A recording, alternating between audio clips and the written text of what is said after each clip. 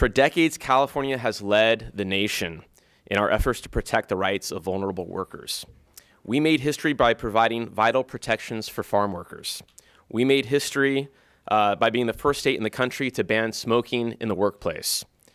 California leads the national effort to raise the minimum wage to a level that allows workers to provide for their families. This bill continues California's efforts to protect workers. More specifically, AB 2539 addresses workplace safety issues for fashion models. This bill does three things. First, AB 2539 makes it clear that the models are employees, not independent contractors. This gives fashion models all the protections available to workers in California. This includes workers' compensation, unemployment insurance, disability insurance, and protections against harassment and discrimination. Two, this bill requires the adoption of an occupational safety and health standard for models. AB 2539, with this standard, will be adopted by the Occupational Safety and Health Standards Board in a very public process involving stakeholder meetings and consulting with experts. Third, AB 2539 also requires that all modeling agencies be licensed by the Labor Commissioner. This ensures that the agencies are properly licensed and that the fashion models receive the same protections as actors and other talent. With me today is a powerful group of people who have a powerful message. They are going to share their horrendous stories of what models must endure to meet the demands of the industry. They are going to talk about what an eating disorder looks like and what that disorder does to the human body and the human spirit. They're going to discuss the exploitation and abuse that fashion models are subject to and the need for worker protections. When I heard these stories, I was moved. There is no excuse for requiring a model to have a diet of only one rice cake per day as a prerequisite to getting a job. It is unconscionable to look the other way as models swallow cotton balls soaked in orange juice to deal with hunger pains and the physical effects of starvation. It is unforgivable to require fashion models to go through hell in the hopes of having a successful career in modeling. A career, by the way, that pays an average of only $45,000 annually in the state of California. While many people see fashion models as glamorous celebrities, the reality is the majority of fashion models have second or third jobs to pay rent and put food on the table. Today is a day that I have been waiting for a very long time. My negative experiences within the modeling industry have fueled my desire to make a difference so that others do not have to suffer like I did. I want to ask you all, how would you feel if you came to work today and were subjected to sexual harassment, rape, financial exploitation, and pressures to lose weight?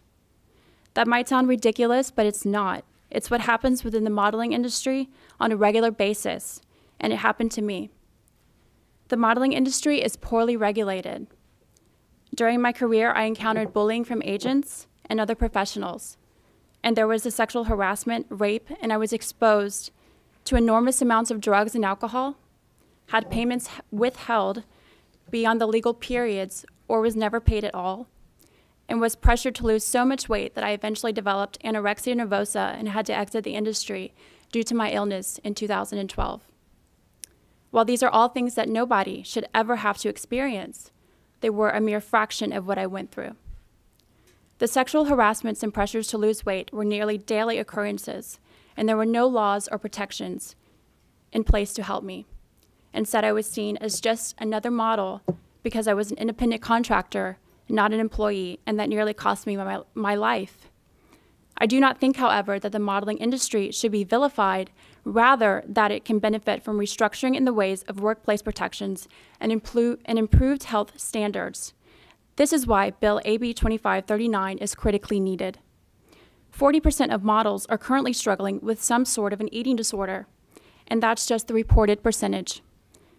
Then there is the unfortunate long list of models who have died from their eating disorders, as anorexia nervosa has the highest mortality rate of any mental illness. For me, this issue is personal. When I started modeling at 14, I was unprepared for the adult pressures that I faced, like shoots with photographers who put me on the spot to take nude photos, and castings that my then agency sent me on to meet with men who made sexual demands. To this day, there is no policy of informed consent for jobs involving nudity, and models are not protected under sexual harassment law. When I raised my concerns to the president of one modeling agency, he suggested that I was being uptight and didn't see the problem. With the majority of fashion models beginning their careers between ages 13 and 16, children who model are particularly susceptible to this kind of abuse. And yet, it wasn't until November of 2013 that underage models in New York State, which is the center of the fashion industry in the US, had any protections under the Department of Labor. The perception that modeling is lucrative is far from the reality for most working models, who often work for trade, meaning a tote bag or a tank top, and who incur numerous startup costs that can amount to tens of thousands of dollars of debt to their agencies. Even top modeling agencies sometimes hold on to their models' earnings and have been accused in a pending class action lawsuit of pocketing royalty payments. As so-called independent contractors, models lack minimum wage protection, and modeling agencies don't always tell the models in advance how much or even whether they're supposed to be paid for a job. For many models, just getting paid can be a major issue, and I experienced this myself when an agency refused to pay me and I had to get a lawyer to help me recoup my earnings. Modeling is a winner-take-all market. Thousands enter the profession with dreams of becoming the next Giselle or Kate Moss, but very few actually make it. In what is ostensibly an unregulated industry, pressures to engage in risky behavior are all too real. And by risky behavior, I mean starvation dieting, forfeiting compulsory schooling, and giving in to sexual demands from powerful male agents and clients. For many young models working today, bowing to these pressures can feel less like a choice than a prerequisite for employment. As a former fashion model, Bill AB 2539 hits close to home. Before I was even legally able to drive a car, I was placed on a very strict and adult diet in order to fit into small sample sizes. I lived a double life, one where I would plan my meals in advance before school, while at the same time sitting in the lunchroom of my high school where my friends discussed the AP US history homework from the night before. This impossible to maintain diet continued when I worked in Tokyo, Japan at 16. There, my only fuel for upwards of a 22-hour day was a hard-boiled egg and plain yogurt. It was impossible to maintain this diet, but my agency continued to place pressure on me to maintain my slim physique. Eventually, though, my body gave in. One day in particular, after sleeping for only 3 hours, I fainted on set. My body had had enough. My agency pushed back when I asked to go to a doctor. They said I had castings to attend. Luckily, though, my mother was there to advocate for my health. However, most models aren't that lucky. Models need these basic working protections and health regulations in order to ensure that they have the same support that other workers in any industry receive. Bill AB 2539 would give models that support and those necessary protections. The other part of this public conversation is the effect of media on children and young people. The statistics are staggering. The National Association of Anorexia Nervosa and Eating Disorders and associated disorders reports the following data on the effect of the media and modeled images on young people. 47% of girls in 5th to 12th grade reported wanting to lose weight because of magazine pictures.